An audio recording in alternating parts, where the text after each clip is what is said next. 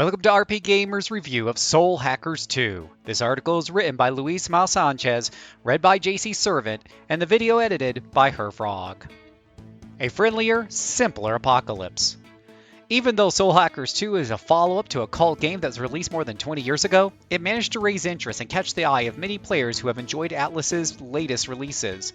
More than the fact that it is a sequel to Devil Summoner's Soul Hackers, the hook is that it is a spin-off to the acclaimed Shin Megami Tensei series. Featuring demons, a cyberpunk setting, and turn-based combat, Soul Hackers 2 has obvious similarities and the same high standards as the parent series. Including most of the Shin Megami Tensei staples, it undoubtedly welcomes newcomers to the franchise in a friendly way. The story begins when Ion, a digital being that oversees the actions of humankind, sends two agents to protect the world from imminent destruction. Acquiring human bodies, Ringo and Fig begin their mission, discovering that an organization of devil summoners called the Phantom Society is behind the attempt. The inclusion of the Phantom Society is the only reference to the previous entry, so there's no need to be aware of those events. Players can take control of Ringo and recruit three devil summoners, Arrow, Milady, and Saizo. Aided by Fig, this newly formed party finds out that the leader of the Phantom Society, dubbed Iron Mask, is trying to gather the Covenants, which combined could give the host the power to destroy the world. The mission then becomes to find the Covenants before him. Overall, the story is engaging and well-designed, including a couple of welcome twists and interesting interactions that entwine the fate of the summoners with Iron Mask and the Covenants. While the plot doesn't deviate from the initial premise and is somewhat uncomplicated and less ambitious compared to the other titles within the Persona and Shin Megami Tensei family, it makes it easier for newcomers to come on board. Ringo is a likable protagonist who is intelligent, innocent, and has a lot of digital knowledge. Fig usually acts as her big sister, and the relationship is fun to witness. The game also effectively explores how Ringo and Fig start out perplexed by human reaction and emotions, but become more humanized as the story progresses. Arrow, Milady, and Saizo have contrasting personalities and interesting backstories that link them to rival Devil Summoner organizations, and the way Ringo recruits them is distinct as RPGs go. Beside the adventures that they share, they hang out at the bar and chat about superfluous topics that enable Ringo to understand their ideals and motivations. Additionally, Ringo can explore their souls, which allows her and her teammates to witness meaningful fragments of the Devil Summoner's past. A cyberpunk version of Japan serves as the backdrop for the game, featuring futuristic views and locales depicting a society evolving technologically while abandoning some of its traditions. The city sports several intriguing places to explore. While most places of interest are shops, other deserted areas serve as dungeons where enemies roam. This cyberpunk version of Japan is consistent with the story and helps make the experience more immersive. Exploration is an essential part of the game, and is largely entertaining and satisfying. Ringo can interact with humans with a chance of deepening bonds with her teammates. Each of Ringo's allies has a soul level, which is representative of their bond with Ringo. Players gain soul points by attending hangout events or by choosing certain answers throughout the story. There are certain occasions when players are prompted to choose an answer, and each answer deepens the bond with the character indicated. The bonding feature is fairly simple, but a welcome touch. In addition, deepening bonds is a requirement to obtaining map skills such as avoiding weak enemies or running faster. In this way, the game encourages players to interact with their comrades. As the story progresses, players get access to more places in the city. The game's structure often sees players going to certain realms for items or information before traveling to a deserted section of the city to track the Covenants. Players can easily move to all locations using the fast travel option, and the party has a safe house where they can rest or have meals, which grant bonuses such as recovering magic points while exploring dungeons. After entering a dungeon, Ringo uses Demon Recon, an ability that sends out demons to scout the area and find items or recruitable demons. Instead of finding chests, players rendezvous with their demons and receive money or items from them, as well as being introduced to other demons. It's a good twist on the series' usual combat-based negotiation, and the process is pretty straightforward. Ringo needs to give them what they request, which is notably simpler compared to the other Shin Megami Tensei games.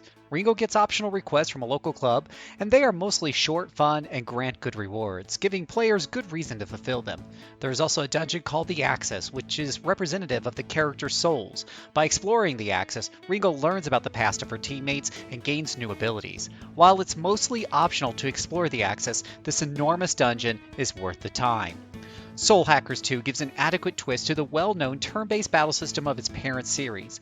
Each party member equips a demon, with their set of abilities and affinities depending on the chosen demon. There is no extra turns awarded for attacking weak spots, but those who exploit a weakness prepare for the Sabbath, a powerful attack at the end of the player's turn.